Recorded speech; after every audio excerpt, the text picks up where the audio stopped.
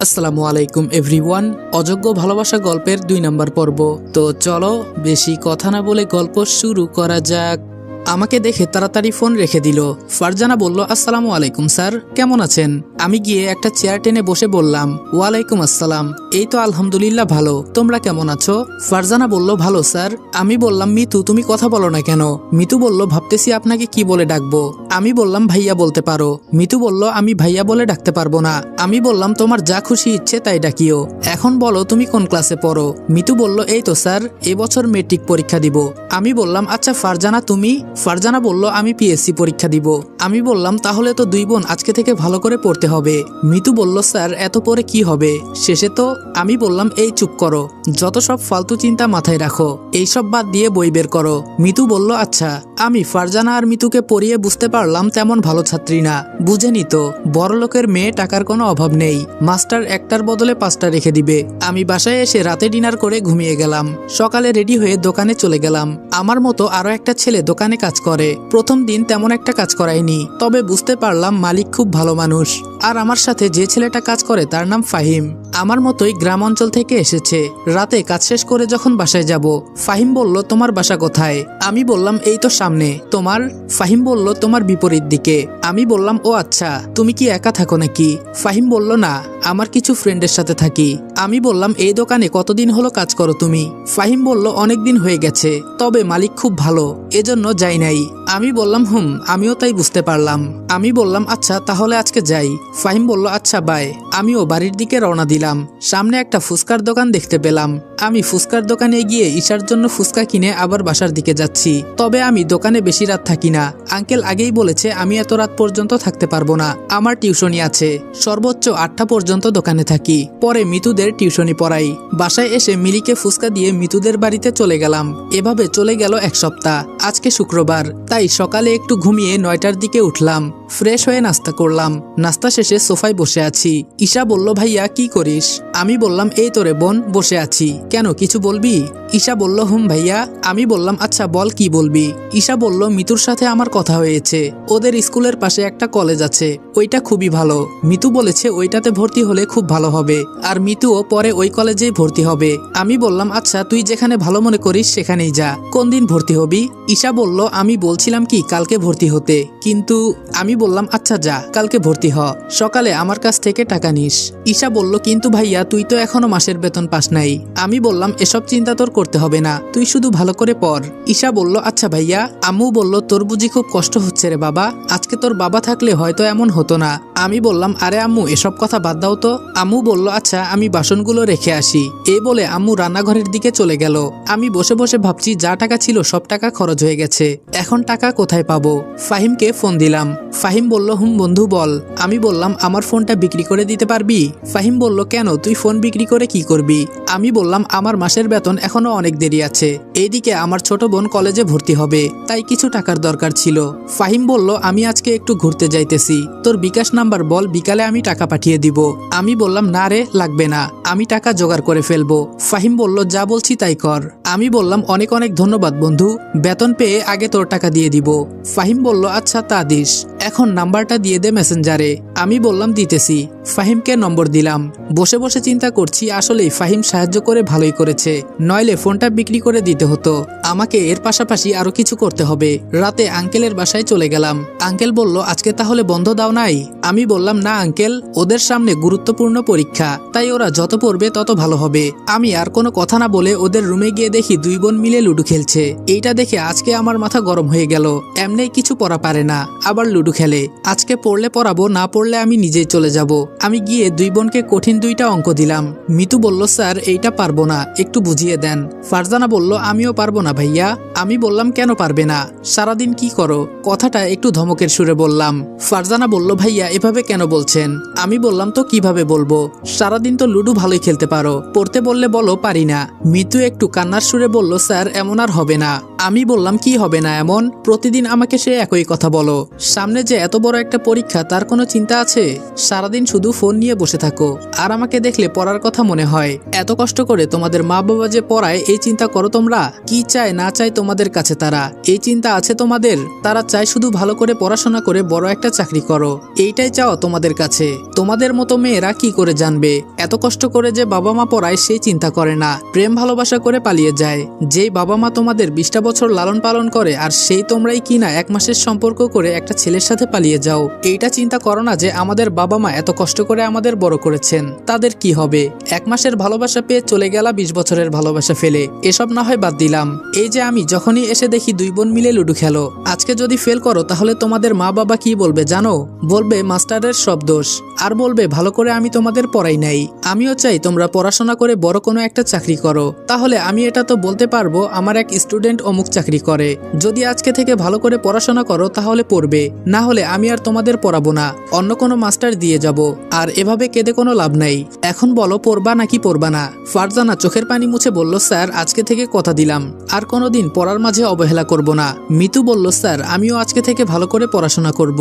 আমি বললাম, আমার কথায় রাগ করলে মাফ করে দিও, আমি এভাবে তোমাদের বলতে চাইনি। কি করব বলো? তোমরা যা শুরু করেছিলে এভাবে চলতে থাকলে তোমরা ফেল করতে। মিতু বলল, সরি স্যার, আর এমন হবে না। আমি পকেট থেকে 2টি চকলেট বের করে 2 বোনকে দিলাম, আসলে এগুলো ঈশার জন্য কিনেছিলাম। ফারজানা বলল, এসবের কি দরকার ভাইয়া? আমি বললাম, আমার তরফ থেকে খাও, এত টাকা আমার কাছে নেই যে তোমাদের অন্য কিছু কিনে খাওয়াবো। মিতু বলল, স্যার এইটাই অনেক বড় কিছু আমাদের জন্য। আমি বললাম, আচ্ছা আজকে তাহলে আমি যাই, তোমরা কি পড়বা নাকি আমার সাথে চলে যাবা? ফারজানা বলল, না স্যার আমরা পড়বো। আমি বললাম, আচ্ছা মনোযোগ দিয়ে পড়ো, একটা কথা মনে রাখবা, তুমি যে জিনিসের পেছনে সময় দিবা দেখবা আস্তে আস্তে সেই জিনিসে তুমি সফল হয়ে যাবা, সেই কাজটা যতই কঠিন হোক না কেন। তাই আমি বলি পড়ো, অবশ্যই একদিন বড় কিছু করতে পারবা। এই বলে চলে যাচ্ছি, বাহিরে এসে দেখি আঙ্কেল আর আন্টি দাঁড়িয়ে আছে। আঙ্কেল বলল, অনেক অনেক ধন্যবাদ তোমাকে আমাদের মেয়েদেরকে এভাবে বোঝানোর জন্য। আমি বললাম, আরে না আঙ্কেল, ওরা প্রতিদিন বসে বসে ফোন টিপে, তাই একটু টাইট দিলাম যাতে বেশি পড়াশোনা করে। আন্টি বলল, ভালো করেছো, আমাদের কথা তো একদমই শুনতে চায় না। আমি বললাম, আজকে থেকে শুনবে দেখবেন। আচ্ছা আঙ্কেল আজকে যাই। আন্টি বলল, ডিনার করে যাও আজকে বাবা। আমি বললাম, না আন্টি, আম্মু আমার জন্য অপেক্ষা করছে, আমাকে যেতে হবে। আন্টি বলল, আচ্ছা যাও। এভাবে প্রায় অনেক দিন চলে গেল। ফারজানা আর মিতুর মাঝে অনেক পরিবর্তন এসেছে, ওরা এখন শুধু পড়াশোনা নিয়ে বিজি থাকে। আর আমার ছোট বোন প্রতিদিন কলেজে যায়। মিতু এসে আমাদের বাসার কলিং বেল বাজালো। ঈশা বলল, আরে মিতু যে। মিতু বলল, চল ছাদে যামু। ঈশা বলল, আচ্ছা চল। ছাদে আসার পর মিতু বলল, এখন বল তোর কি অবস্থা? ঈশা বলল, আমার তো খুব ভালো। তোর? আর আজকাল পড়াশোনায় খুব মনোযোগ দিচ্ছিস? মিতু বলল, স্যার বলেছে পড়ে আমাদের অনেক বড় কিছু করতে হবে। ঈশা বলল, ভালো, কিন্তু স্যারের প্রতি এত ভক্তি কেন? মিতু বলল, তোরে বলা যায়, যদিও তোর ভাই।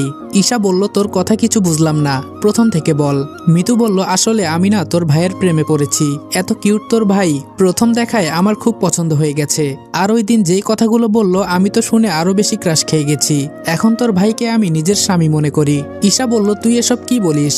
আমার ভাইয়ের প্রেমে পড়ছো? মিতু বলল, হুম। আর তুই আমাকে ভাবি বলবি? ভাবি। ঈশা বলল, দেখ মিতু, আমার ভাই এসব একদম পছন্দ করে না, যদি জানতে পারে তোরে কিন্তু আর পড়াবে না। মিতু বলল, আমি জানাতে যাব কেন? তোর ভাইয়ের মন জয় করতে চেষ্টা করব, আর তুই একটু আমার বিষয়ে দেখিস। ঈশা বলল, আমি পারবো না, ভাইয়াকে এমনি আমি অনেক ভয় পাই। মিতু বলল, আমি না তোর ভাবি? ঈশা বলল, দেখ মাথা খারাপ করবি না, ভাইয়া এমনি অনেক টেনশনে থাকে। মিতু বলল, তুই না আমার বেস্টু, আমাকে সাহায্য করবি না? ঈশা বলল, আচ্ছা আমি দেখবনি। মিতু বলল, আচ্ছা শোন, আগামীকাল আমাদের স্কুলে মন্ত্রী আসবে, তুই কিন্তু আমাদের সাথে যাবি। ঈশা বলল, কে কে যাবে? মিতু বলল, আমি, ফারজানা, তুই, বাবা আর তোর ভাই। ঈশা বলল, ভাইয়াকে বলছস? মিতু বলল, না রাতে বলবো। ঈশা বলল, আচ্ছা বলে দেখিস। আমি দোকান থেকে এসে রাতে পড়াতে চলে গেলাম। আমি বললাম, তোমাদের সব পড়া হয়েছে? মিতু বলল, জি স্যার। আমি বললাম, তাহলে আজকে নতুন পড়া পড়াই। ফারজানা বলল, স্যার আপনার সাথে আমাদের কিছু কথা ছিল। আমি বললাম, হুম বলো, কি বলবা? মিতু বলল, আগামীকাল আমাদের স্কুলে মন্ত্রী আসবে, আপনাকে কিন্তু আমাদের সাথে যেতে হবে। আমি মনে মনে বললাম, জীবনে কোনো মেয়ে দেখে এত ভালো লাগে নাই, টিভিতে একবার দেখেই মন্ত্রীর উপর ক্রাশ খেয়ে গেছি, আর বাস্তবে না জানি কি হয়, আমার সাথেই কেন এমন হয়, তাও আবার একটা মন্ত্রীর উপর। সাধারণ কোনো মেয়ের উপর ক্রাশ খাইতাম, তাহলে হয়তো আমার ভালোবাসা সফল হইতো। ফারজানা বলল, কি চিন্তা করেন স্যার? আঙ্কেল বলল, তোদের স্যার যাবে, তোদেরকে বলতে হবে না। আমি বললাম আরে আঙ্কেল আপনি যে। আঙ্কেল বলল আমিও এই কথাই বলতে আসছিলাম। আমি বললাম কিন্তু আঙ্কেল আমাকে যে দোকানে যেতে হবে। আঙ্কেল বলল একদিন না গেলে কিছুই হবে না, আমি বলবো নে। আমি বললাম আচ্ছা আঙ্কেল। মিলিদের কিছুক্ষণ পরিয়ে চলে গেলাম। সকালে রেডি হয়ে সবার সাথে রওনা দিলাম। স্কুলে গিয়ে দেখি খুব সুন্দর করে সবকিছু সাজানো হয়েছে। বুঝেনি তো, মন্ত্রী আসবে বলে কথা। মিতু বলল জানু আমার সাথে আসো। আমি বললাম কি বললা? মিতু বলল স্যার বলছি। আমি বললাম ওহ তাই বলো। ঈশা আস্তে করে বলল এই কি বলিস এসব? মিতু বলল আমার স্বামীকে আমি যা পারি বলবো, তোর কি? ঈশা বলল তোর বাবা আছে সামনে, ভয় হয় না তোর? মিতু বলল ভয় পেলে ভালোবাসা হয় না। ঈশা বলল বোন তুই চুপ কর। আমি বললাম কি ফুসফুস করিস তোরা? ঈশা বলল কিছু না ভাইয়া, আমাদের সবার সামনে নিয়ে আঙ্কেল বসালো। আসলে আঙ্কেল এই স্কুলেরই শিক্ষক। আঙ্কেল বলল আমি গিয়ে ওই পাশে বসি স্যারদের সাথে, তোমরা এখানে থাকো। আমি বললাম আচ্ছা আঙ্কেল যান। আমার দুই পাশে মিতু আর ফারজানা বসে আছে, আর মিতুর সাথে ঈশা। আমি বললাম কি মিতু, তোমাদের মন্ত্রীর তো এখনো কোনো খবর নাই। আচ্ছা ওনার নাম কি? মিতু বলল ওনার নাম তিশা। ওই তো উনি এসে গেছে। অনেকগুলো গাড়ি এসেছে। বুঝতে পারলাম সবগুলো মন্ত্রীর বডিগার্ড হিসেবে এসেছে। সবাই ফুল দিয়ে বরণ করছে, যার কারণে মন্ত্রীর চেহারা দেখা যাচ্ছে না। মন্ত্রী যখন মঞ্চে উঠলো দেখে তো আমি অবাক। নতুন করে ক্রাশ খাইলাম। এত সুন্দর মানুষ কিভাবে হয়? আমার চোখগুলো মনে হচ্ছে জ্বলে যাচ্ছে। বুঝলাম না এটা কেন হচ্ছে। আমি তাও মন্ত্রীর দিকে এক দৃষ্টিতে তাকিয়ে আছি। হঠাৎ মনে পড়লো আমার পাশে তো আমার বোন আর ছাত্র আছে, তাই তাড়াতাড়ি মাথাটা নিচে দিলাম। আমার শুধু এখন তিশাকে দেখতে ইচ্ছা করছে। দেখেছেন মন্ত্রীর নাম ধরেও বলে ফেলেছি। কি করব বলেন? এত সুন্দর দেখতে, কখন যে কি বলছি বলতেই পারি না। কি করা যায়? মন্ত্রীর দিকে যদি এভাবে তাকিয়ে থাকি তাহলে শুধু দেখতেই থাকবো, পরে আমার কোনো হুঁশ থাকবে না। পরে বোন আর মিতুরা বলবে ক্রাশ খেয়েছি। এই তো মনে পড়েছে, লাইভ দেখবো এখান থেকে, তাহলেই তো হয়। ফোনটা অন করে লাইভ দেখতে লাগলাম। আপনারা অবাক হচ্ছেন তাই তো? মন্ত্রীকে সামনে রেখে লাইভ দেখছি কেন? আসলে তিশা অনেক সুন্দর, আর বাস্তবে যদি তাকিয়ে থাকি তাহলে সহ্য করতে পারবো না। ইস ফোনেই কি সুন্দর লাগছে, মনে হচ্ছে যেন এই পরি শুধু আমার জন্যই তৈরি হয়েছে। সবাই ভাষণ দিচ্ছে, কিন্তু কে কি বলছে সেই দিকে আমার খেয়াল নেই। আমি শুধু তিশার দিকে তাকিয়ে আছি। ইস কোনোভাবে যদি একটা সুযোগ পাইতাম তাহলে ওকে বিয়ে করে ফেলতাম, কিন্তু তিনি তো আবার মন্ত্রী, তার কাছেই যেতে পারবো না কোনোদিন। আর বিয়ে তো বিলাসিতা। মিতু বলল স্যার আপনি সামনে দেখুন। আর আপনি এখানে বসে থেকে এখানের এই অনুষ্ঠানের লাইভ দেখছেন কেন বুঝতে পারছি না। ফারজানা বলল আমার মনে হয় স্যারের মাথায় সমস্যা হয়েছে। আমি বললাম এই তোমরা চুপ করে অনুষ্ঠান দেখো, বেশি কথা বলিও না। ঈশা বলল ভাইয়া সামনে বসে ফোনের দিকে তাকিয়ে আসত, সবাই কি বলবে? আমি বললাম তোদের কথা শেষ হলে চুপ করে বসে থাক, আর আমাকে তোর শিক্ষা দিতে হবে না। এই বলতেই ওরা চুপ হয়ে গেল। সবার শেষে তিশা ভাষণ দিচ্ছে। ওয়াও, ওর কণ্ঠটা তো সেই সুন্দর। ধুর, আমি এসব কি চিন্তা করছি। আমি কই আর ও কই। আমি বামন হয়ে চাঁদ হাতে ধরতে যাচ্ছি, তা তো কোনোদিন হবে না। থাক, প্রথম ভালোবাসা, হয়তো দূর থেকেই ভালোবেসে যাব। এজন্যই মানুষ বলে প্রেমে পড়লে মানুষ কত কিছুই না করে। তিশা অল্প কিছু কথা বলে নিচে এসে বসলো। আর এখন সাংস্কৃতিক অনুষ্ঠান শুরু হচ্ছে। দেখতে দেখতে অনুষ্ঠান শেষ হয়ে গেল। তিশার সাথে অনেকেই দৌড়ে গিয়ে পিক তুলতে চেয়েছে, কিন্তু ওর বডিগার্ড আটকে ফেলেছে সবাইকে। আমার এটা দেখে খুব ভালো লাগলো। ও একটা মেয়ে মন্ত্রী, নইলে ছেলেরা কি না কি করে ফেলতো শুধু পিক তুলে। মন্ত্রী চলে গেল গাড়ি দিয়ে। আমিও যেই সিট থেকে উঠবো তখনই ফারজানা বলল ভাইয়া দাঁড়াও, সবাই আগে যাক, নইলে ঝামেলা হয়ে যাবে। আমি বললাম হুম ঠিক বলেছ। সবাই যাওয়ার পরে আমরাও যাওয়ার জন্য উঠলাম। পেছন থেকে ফাহিম বলল রনি। আরে এই রনি দাঁড়া। আমি বললাম আরে ফাহিম যে, তুইও এখানে আসছত? ফাহিম বলল হুম, কিন্তু তুই এখানে আইছত আমাকে বলবি না? মিতু বলল ভাইয়া উনি কে? আমি বললাম আমার ফ্রেন্ড। ঈশা তুই মিতুদের সাথে চলে যা, আমি একটু পর আসতেছি। ফারজানা বলল কেন ভাইয়া, কি করবেন? আমি বললাম এই তো ওর সাথে একটু কথা বলে আইতেছি। মিতু বলল চল সবাই। ফাহিম বলল ওদের তো চিনলাম না। আমি বললাম একজন আমার বোন আর বাকি দুইজন আমার ছাত্রী। ফাহিম বলল ও আচ্ছা তাই বল, আমি তো মনে করেছিলাম তুই জিএফ নিয়ে আইছত। আমি বললাম ধুর কি যে বলিস না, আমার আবার গার্লফ্রেন্ড, যেই না চেহারা কুত্তা দেয় না পাহারা। ফাহিম একটু হেসে বলল মামা কি যে বলিস না তুই, আর তুই কিন্তু অনেক কিউট। আমি বললাম হুম বল, আরো বেশি করে বল। যদি এই কথাটা একটা মেয়ে বলতো তাহলে বিশ্বাস করতে পারতাম। ফাহিম বলল দেখিস তোর প্রেমে অনেকেই পড়বে। আমি বললাম সেটা আমি মরে যাওয়ার পর। আচ্ছা তুই এখানে কেন এসেছস? ফাহিম বলল তোর কাছে বলা যায়, তবে তুই কাউকে বলবি না কিন্তু। আমি বললাম তুই ছাড়া এখনো আমি কারোর সাথে পরিচিত হতে পারিনি, আর যে কয়টার সাথে পরিচিত হয়েছি সব কয়টা গাঞ্জাপট্টি। ফাহিম বলল আসলে আমি না এই স্কুলের একটা মেয়েকে পছন্দ করি, কিন্তু বলতে পারি না। আমি বললাম ভয়ে বলিস না তাই তো? ফাহিম বলল হুম খুব ভয় করে। আমি বললাম মেয়েটার সাথে মনে হয় আজকে বইছিলি? ফাহিম বলল না রে, এক সিট পেছনে বসেছি। আমি বললাম টেনশন করিস না, আমার ছাত্রীকে দিয়ে প্রপোজাল করাবো। ফাহিম বলল অনেক অনেক ধন্যবাদ। আমি বললাম আরে ভুল বলে ফেলেছি। ফাহিম বলল কি ভুল বলেছিস? আমি বললাম আমার ছাত্রীদের কাছে আমি এসব বলতে পারবো না, তুই এক কাজ কর, তুই নিজেই প্রপোজ করে দে। ফাহিম বলল আরে আমি যদি নিজেই প্রপোজ করতে পারতাম তাহলে কি তোরে আর বলতাম? আমি বললাম ভয় পেলে প্রেম ভালোবাসা করার দরকার নাই, তাহলে বাদ দে। ফাহিম বলল না না বন্ধু, আমি প্রপোজ করব। আমি বললাম আচ্ছা ভালো একটা দিন দেখে দুইজনে ছুটি নিয়ে এই কাজটা করব। ফাহিম বলল ঠিক বলেছস।